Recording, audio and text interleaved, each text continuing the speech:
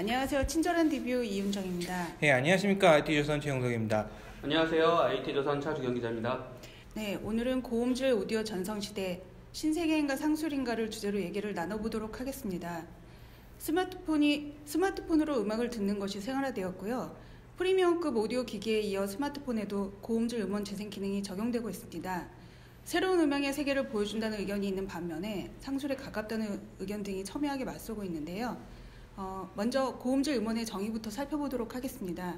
네, 최 기자, 고음질 음원의 정의에 대해서 먼저 설명을 해주시죠. 네, 고음질 음원을 이제 정의를 하자면은 일단 그 고음질에 대한 기준이 어떤 건가를 이제 잡아야 될 것 같은데요. 우리가 요즘 우리가 일반적으로 듣는 MP3 음악도 있고, 뭐 CD 음악도 있고 여러 가지가 있는데, 고음질 음원의 기준은 이제 CD 음원을 이제 기준으로 잡습니다. 이제 CD 음원과 좀 이제 구체적 수치를 표현하면은 16비트 44kHz의 이제 음원을 이제 가장 기준으로 잡고, CD 음원보다 좋은 음질이면은 이제 고음질 음원. 물론 정확히 세밀하게 따지고 보면은 뭐 비트레이트에 따라서 또 이제 뭐 킬로헤르츠에 따라서 주파수에 따라서 좀 이게 되게 이제 많은 규격이 있긴 있는데, 거의 뭐 기본적인 그 기준을 보면 CD 음질, 그러니까 CD 음질을 기준으로 보고 계시면 됩니다. 왜냐하면 이제 기존에 이제 우리가 일반적으로 아까 이제 듣고 있던 MP3라든가 OGG라든가 WM이라든가 그런 파일 포맷 같은 경우는 이제 적은 용량의 이제 매체에 담기 위해서 그 음원을 압축해서 용량을 줄인 파일이었거든요. 그래서 그러니까 사람이 귀에서 일반적으로 잘 안 들리는 부분, 초고 영역대라든가 아니면 초저 영역대를 잘라버리고 남은 부분만 또 용량을 줄여 압축했던 것들이 이제 기존의 이제 MP3라든가 뭐 OGG라든가 그런 WMA 그런 음원 포맷이었습니다.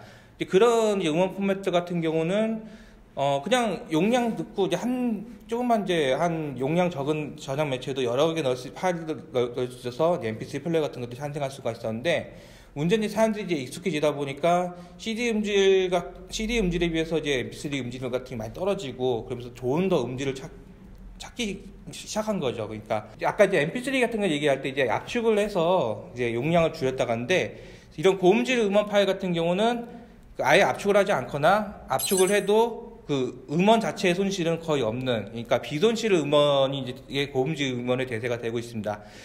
최근에는 아예 그 이상의 그 CD보다도 더 높은 음질까지도 해가지고 더 고음질 음원에 속하고 있습니다. 종류만 따지면 이제 여러 가지가 있어요. 뭐 MP3나 그런 파일 포맷처럼 이제 FLAC, 플렉이라는 파일 포맷이 일단 가장 현재 대중적으로 많이 쓰고 있고, 그 다음에 애플리제이션, 발음이 잘 생각나네요. ALAC, 그러니까 애플 무손실 음원이라는 파일들이 이제 쓰이고 있고, 그 다음에 또 이제 좀 뭐랄까 전문 기기 쪽으로 가보면은 뭐 MQS, 뭐 마스터 퀄리티 사운드라든가 아니면은 DSD, 다이렉트 스트림 디지털 파일 포맷이라는 그런 포맷들이 고음질 포맷으로 사용되고 있습니다. 네, 고음질 음원의 종류도 다양하네요. 그런 것들은 어디서 구할 수 있는 건가요? 보통 이제 예전에는 그런 고음질 그 음원에 대한 수요가 그 소수의 오디오 마니아들이 중심으로 있기 때문에 보통 이제 그런 마니아들 사이끼리 그 P2P로 주고받거나 아니면은 자료실 같은 걸 만들어 놓고 공유하고 그런 형식이 있었어요. 약간 활성화되지 않고, 그러니까 약간 소규모적으로 폐쇄적으로 지금 공유가 됐었는데, 최근 들어서 이제 그런 수요가 이제 많이 늘어나면서 이제는 이제 어지간한 음원 제공사에서는 다 제공하고 있습니다. 뭐 벅스니, 멜로니니 뭐 그런 뭐 다들 아시는 그런 음원 제공 업체들이 요즘은 뭐 플랫파이라든가 그런 고음질 음원들을 계속 기본적으로 거의 제공하고 있고요. 그리고 이제 그 이상의 이제 음질 포맷 같은 경우는 그 플레이어를 만든 제조사, 이를테면 아이리버의 아스트라앵컨이라던가 아니면은 뭐 코온의 플래뉴 시리즈 같은 경우는 그 제조사나 그 제조사랑 관련된 그런 음원 공급사를 통해서 그런 고음질 음원 파일들을 공급하고 있습니다. 네, 고음질 음원 기기를 잠시 최 기자가 언급을 하시긴 했는데요. 차 기자께서 고음질 음원 재생 가능한 칩 그리고 기기와 기술에 대해서 좀 설명을 해주시죠. 초기에는 비압축 고음질 음원들이 용량이 굉장히 커서 핸들링하기가 어려웠죠. 그러던 것이 데이터 시대에 접어들면서 대용량 데이터를 보다 원활하게 다룰 수 있게 됐습니다. 이에 따라 소비자들의 안목도 높아지고 대용량 데이터를 원활하게 다룰 수 있게 되면서 고음질 음원이 각광받은 것도 있는데요. 아무래도 이전까지 고음질 음원은 마니아들이 이제 대형 기기로 즐기는 게 보통이었어요. 그런데 여기서 혁신이 하나 일어납니다. 2013년도에 사실 뭐 아이리버 이전에도 고음질 재생기기는 있었지만 아이리버는 아스텔앤컨이라는 포터블 고음질 재생기기를 선보여요. 이전까지는 집에서 잘 완비된 환경 안에서만 고음질 음원을 들을 수 있었지만 아이리버 아스텔앤컨을 위시한 포터블 고음질 음향기기를 가지고 다니면은 언제 어디서나 가지고 다니면서 수준 높은 음악을 들을 수가 있게 되는 거죠. 실제로 아스텔앤컨 덕분에 아이리버가 거의 기사 회생했다고 하는 평가가 많이 있고요. 실제로도 아이리버의 성장에 큰 역할을 한 것은 자명한 사실입니다. 아이리버와 함께 국내 이제 MP3 관련해서 이제 쌍벽을 이루는 곳이 또 여러 군데 있었죠. 그 중에 대표적인 코어는 아이리버의 이듬해, 아이리버가 아스텔앤컨을 출시한 이듬해 플래뉴 시리즈로 유사한 컨셉의 고음질 음향기기를 선보였고 많이 각광을 받았는데, 코원 같은 경우에는 독자적인 음장 기술도 있어요. 그래서 마니아들 사이에서는 코원의 플래뉴 제품들도 굉장히 가격 대비 성능 면에서 우수하다, 고음질의 세계를 처음 맛볼 수 있는 기기를 굉장히 추천한다라는 평가를 듣고 있습니다. 물론 여기서 애플이 빠질 수가 없겠죠. 애플 아이팟 시리즈로 포함해서 아이폰 시리즈, 이런 애플의 대부분의 디바이스에도 고음질, 비압축, 음향 기술이 다 들어가 있고요. 다 재생이 가능했습니다. 최근에는 스마트폰으로 이게 옮겨왔어요. 스마트폰이 지금 팀킬까지는 아니지만 스마트폰으로 인해서 없어진 멀티미디어 기기들이 굉장히 많죠. 처음에 PMP를 압사를 했고 그 다음으로 MP3, 디지털 카메라까지 잡아먹었는데, 그만큼 다양한 기능을 기기 한 대로 할 수 있는 스마트폰의 장점에 고음질 음향 기기가 안 들어갈 리가 없겠죠. 퀄컴은 스냅드래곤 안에 애프터X라는 고음질 코덱을 아예 다 집어넣어놨기 때문에 스냅드래곤 최신형 AP를 장착한 스마트폰들은 비압축, 고음질 음원을 다 재생할 수 있습니다. 최근에는 또 LG전자가 굉장히 독특한 제품들을 많이 출시했어요. LG전자 V 시리즈는 아예 멀티미디어, 그 중에서도 고음질 음향 기능 특화 스마트폰으로 유명한데, 사실 V 시리즈 이전에 LG전자 G2에도 관련 기능이 들어갔었습니다. 근데 사실 각광은 크게 못 받았었죠. 그 이후에 G 시리즈에 계속 들어가지만은 결정적으로 V20부터는 굉장히 차별화된 오디오 음향 기능이 들어가고, 이게 V30에 와서는 거의 정점을 찍었다고 봐도 과언이 아닌 거죠. 덕분에 애플 아이폰 10을 비롯한 최신 스마트폰, 그 다음에 퀄컴 스냅드래곤을 AP를 장착한 최신 스마트폰들 대부분의 모델들은 다 고음질 음향을 즐길 수 있는 이런 칩세트와 관련한 알고리즘을 다 가지고 있다고 하겠습니다. 네, 어쨌든 고음질 오디오를 즐길 수 있는 환경이 마련된 것 같은데요. 두 분은 실제로 그런 환경을 즐기고 계신가요? 저는 막기라서 그런지 제가 갖고 있는 스마트폰이 고음질을 내고 있는데도 불구하고 제가 혹시 그걸 제대로 즐기지 못하고 있는 것 같다는 생각이 들거든요. 저 같은 경우는 이전에 그 오디오 쪽 커뮤니티 쪽에서 일단 활동했던 경험이 있습니다. 한참 이제 어렸을 때는 이제 저도 스피커라던가 음향기 같은 것들 되게 했었는데, 일단 저도 그런 고음질 같은 거 한참 추구하다가 지금은 그게 추구하고 있지 않아요. 그러니까 지금은 어느 정도 선에서 만족하고 있는데, 그 이유 중에 하나가 있습니다. 일단은 그런 고음질 음원, 지금 이제 고음질 음원 얘기를 하다 보니까 그쪽 관련 얘기를 하면은, 고음질 음원 파일들을 제대로 들으려면은 그만큼 이제 투자를 많이 해야 된다는 거죠. 아까 이제 100만 원 그런 가격이 그 오디오 마니아들한테는 일단은 얼마 안 되는 가격이지만, 일반 소비자한테 100만 원이면은 스마트폰 하나 새로 살 가격에, 컴퓨터 하나 새로 살 가격에 할 수 있는 돈이 엄청 큰 금액이지 않습니까? 일반 소비자 기준으로 봤을 때는 결코 저렴한 금액이 아니죠. 그렇다고 고음질 음원을 아무 스피커나 아무 헤드폰, 아무 헤드셋 같은 거 들은다, 그러면은 고음질 음원의 장점을 못 살리는 겁니다. 고음질 음원을 제대로 들으려면은 일단은 그 파일, 그러니까 음원 소스가 존재해야 되고요. 그 다음에 그 플레이어가 존재해야 된다면은 그거를 그 소리로 정확히 재생할 수 있는 그 고급 헤드셋, 헤드폰, 이어폰, 그런 것들이 필요하다는 거죠.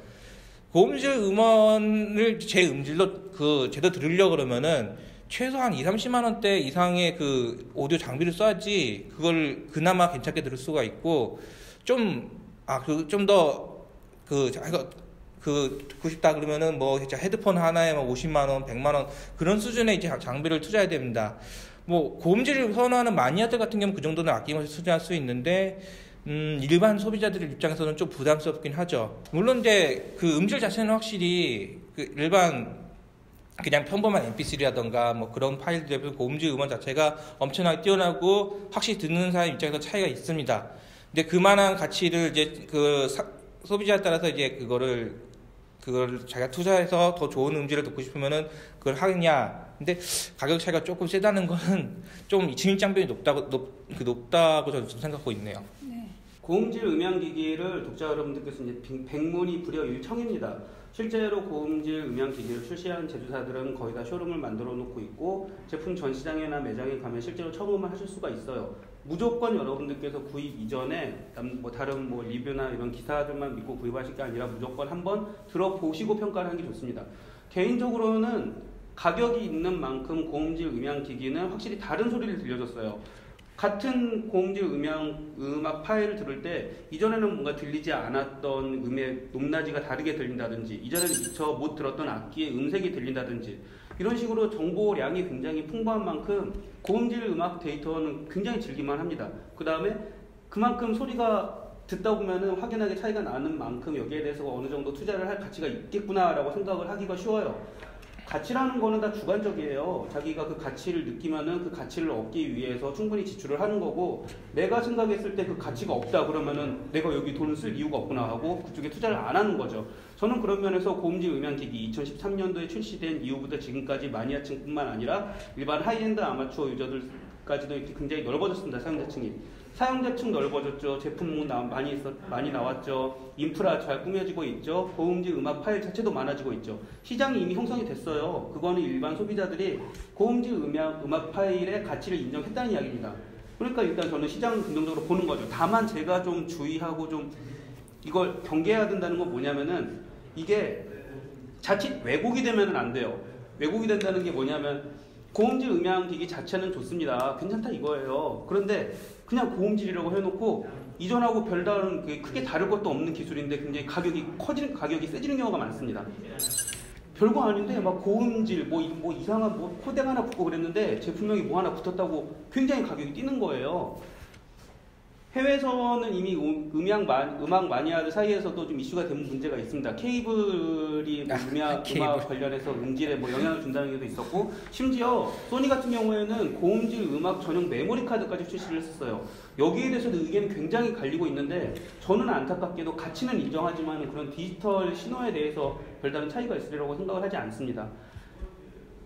구체적인 예를 들어서 조금 미안하긴 하지만 저는 이렇게 메모리 카드 같은 경우에는 구테어 사족이라고 생각을 해요. 굳이 이런 제품이 나올 필요가 있나라는 생각이 들고요. 사실 제품이 나온다고 해서 출시하는 제조사 자체를 탓할 건 아닙니다. 하지만 소비자 여러분들께서는 반드시 고음질 음향기기의 취미를 가지고 여기에 대한 가치를 인정하고 투자를 하실 때 반드시 청음을 해보는 걸 권해드린다는 거죠. 듣고 나서 사야지 다른 사람 말 믿고 듣다 보면은 여러분들 손해 많이 보실 겁니다. 그러니까 고음질 음향기기 시장 자체 인정하고요. 이게 어느 정도 시장이 완전히 됐기 때문에 가치가 있다고 생각을 합니다. 꾸준히 발전이 됐으면 좋겠어요. 하지만 되도록이면 건전하고 소비자들이 더 부담 없는 가격으로 음악의 새로운 세계를 즐길 수 있을 만큼 경쟁력 있는 가격, 그 다음에 인프라가 구축이 됐으면 하는 바람입니다. 네, 최근에 음향기기 업체 대표께서 저한테 이런 얘기를 하셨거든요. 스마트폰으로 음악을 즐기는 대부분의 사람들이 번들 이어폰에 의지하고 있다고 하면서 무선 이어폰의 판매가 굉장히 저조하다라고 말씀을 하시더라고요. 네, 저도 오늘은 번들 이어폰을 대체할 이어폰을 하나 좀 찾아봐야 될 것 같습니다. 네, 다음 시간에 찾아뵙겠습니다. 감사합니다. 감사합니다.